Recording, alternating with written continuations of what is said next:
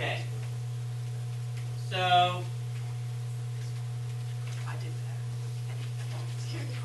okay, so we are going to talk today and tomorrow and Friday about binomial radical expressions. Today we're going to learn how to add and subtract them. And basically, in order to add and subtract radical expressions, they have to be like radicals. And I don't mean they have to be like radicals. They have to be like. In other words, they have to have the same index and the same radicand. In other words, the index and the value inside the radical sign must be the same. If they're different, you can't add them or subtract them. I'm still not. I'm sorry, you can add them and subtract them. What you cannot do is combine them, which is what we're doing. We're actually combining radical expressions. We're not actually adding or subtracting them, we're combining them. And as I will show you, you can add them, but sometimes you cannot combine them. Sounds like the same thing, but it's just like different. Okay, so for example, if I have a square root of 2, and I add 3 more square roots of 2, I get 4 square roots of 2. Now, if you are confused, could you guys stop, please? Thank you. If you are confused because of the square root sign, don't think of it as a square root. Think of it as an apple, or a banana, or an automobile, or an X, or anything that you can touch, or feel, or hold. So if I have, instead of a square root, if I have 1 apple, and I want to add 3 more apples, how many apples do I have? 4. I have 4 apples. But instead of apples, I have square roots of 2. Same concept, though. Notice here I have the square root of 5xy, and I add to it 8 more square roots of 5xy, and that gives me 9 square roots of 5xy.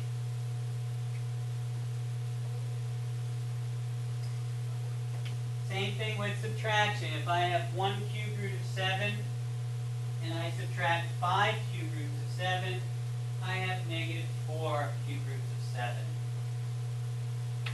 Oh, there's so many things wrong with this. Okay, this goes away, eyes go open, pencil gets picked up, and the notes get taken.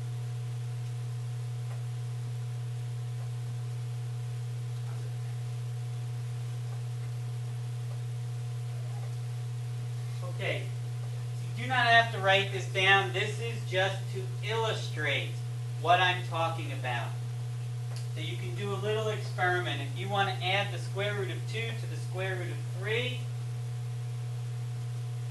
notice what I did is I found the decimal value of the square root of 2, and I added it to the decimal value of the square root of 3, and it gave me 3.146.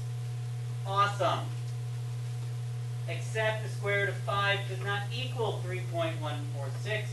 The square root of 5 equals 2.236. So something is wrong. And that something is that you can't add them. You can't combine them. You can't combine the square roots unless they're the same number. You can add them together. I can find what the square root of 2 equals and add it to what the square root of 3 equals. It equals 3.146. But what it does not equal is the square root of 5.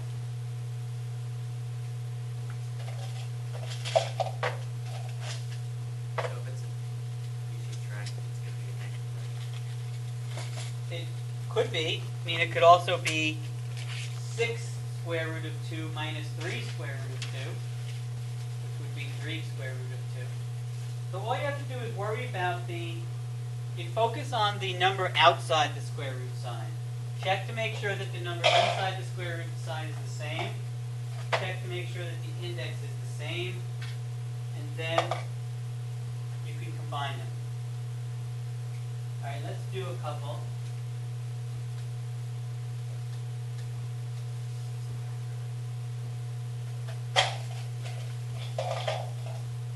Simone,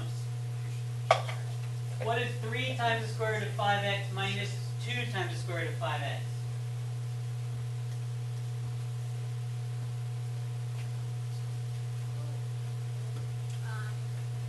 It would be,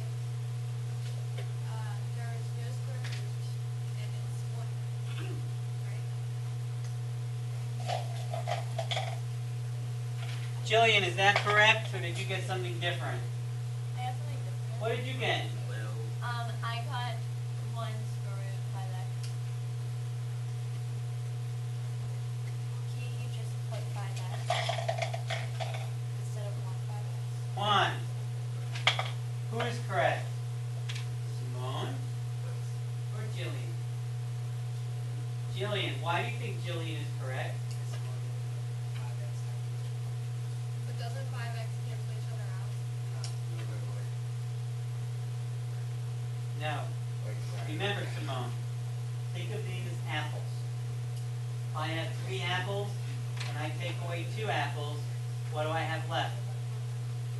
I have 1 apple. So I have 1 square root of 5x.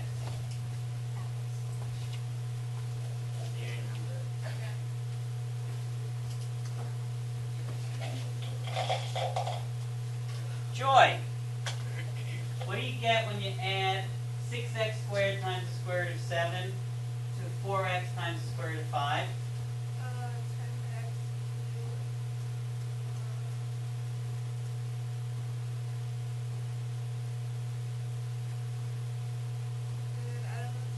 I don't know. No?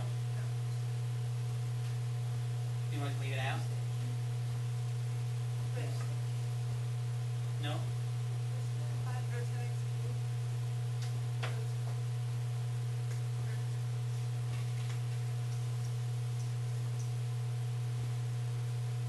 What about the 5 and the 7? The Riddler would be correct. You don't put it in. Matt, is Joy correct?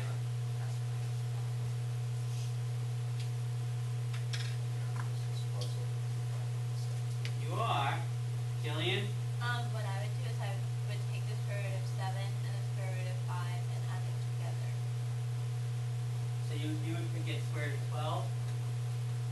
No. Well, that's how you add them together. No, you do. Okay, so you would take 7. You don't need calculators for this. Well, it would be like 2.6 Nope. something plus. Nope. Okay, let's do that. Okay. So, I didn't put the question mark. Joy put the question mark, but she didn't know what to do with it. so, I'm just a vessel.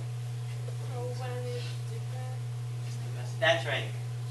Remember, what has to be the same? The radicand, the value inside the radical sign. If they are different, you can't combine them.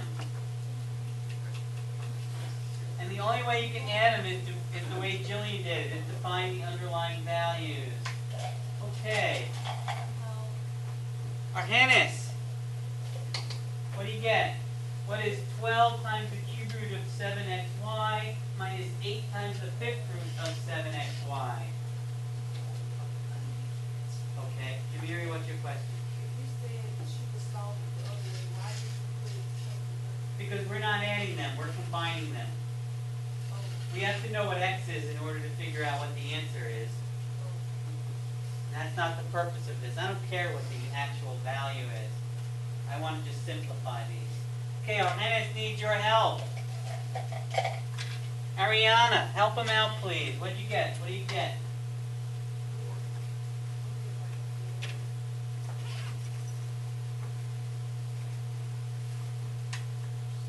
So you're all pausing because you don't know what to do with the fact that this is a 3 and this is a 5. Something's bothering you. And that's good. Wouldn't it be -2? No. Can't do it. It was bothering you. You don't know what to do. It's a 3 and a 5. So your instincts are good, Ariana. Your instinct told you something is wrong about that. Right? Because you have a 3 and a 5. Do I add them? Do I subtract them? The answer is, if they're not the same, you can't do it. Yeah, if I knew what x and y were, I could figure out what the cube root of that number is, and then what the fifth root of that number is, and I could subtract them, but I cannot combine them. Alright, let's try one more. You've had enough. One more. Okay. We do have something else to go over. No más, no más. Lucas. Oh, my God. Okay. 7 times the cube root of 5 minus 4 times the square root of 5. Can't be done. Can't be done. Woo! Screw it. No. We're done. We're not done for the day, but we are done. You really? Yes. Do you have any questions? We only have 3 can't be done in one Got hour. 5 minutes. Why not? I'd rather show you when it can't be done, because when it can be done, it's easy. Yeah, it is. Wait, can we do another one? No. You'll have a chance to do it on your homework. Okay. Alright, so this is an example of a word problem. There's one on tonight's homework. There'll be one on next week's quiz, because I like them. Alright, so we have a rectangular stained window consisting of a bunch of squares. Each of the squares has a side of 5 inches. We want to find the perimeter of the window. Okay, so the first thing we need to do is we need to find the length of the diagonal of the window. And I have 2 ways of doing that on the board. One is the tried and true good old Pythagorean theorem. I know I have a right triangle, so a squared plus b squared equals c squared. Each side is 5. 5 squared is 25, plus 25 gives me 50. So c squared is 50, so that means c is the square root of 50. I simplify that down to the square root of 25, which is 5, times the square root of 2. So each diagonal is 5 times the square root of 2 inches long. Can you define diagonal? Like, Line through the center of the square. Okay, the other way to do it, those of you who were good geometry students last year, you remember that I have a 45, 45, 90 right triangle, and that the ratio of the sides of a 45, 45, 90 right triangle is the length of the side to the length of the side. The hypotenuse is simply the length of the side times the square root of 2. So I don't have to go through the Pythagorean theorem. If the length of the side is 5, then the length of the hypotenuse is 5 times the square root of 2. Yep. Okay, now, so that's each diagonal in the little square is 5 times the square root of 2 inches long. So, what do I notice?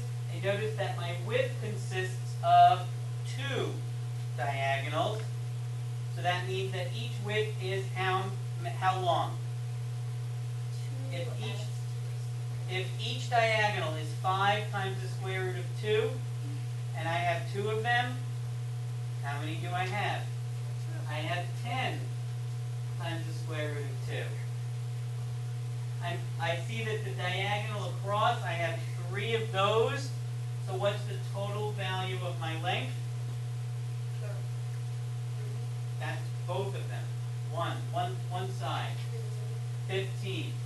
Mir is way ahead of me. To get the perimeter, I know I have to add up all 4 sides, so Jameer is absolutely right. If this is 15, then this is 15, that makes 30.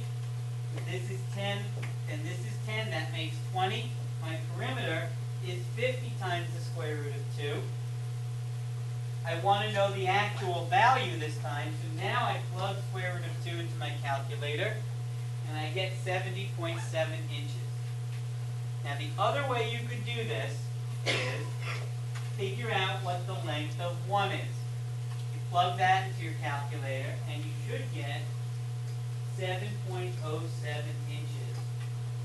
So remember, each diagonal is 5 times the square root of 2, which is 7.07. How many diagonals make up the perimeter? 10.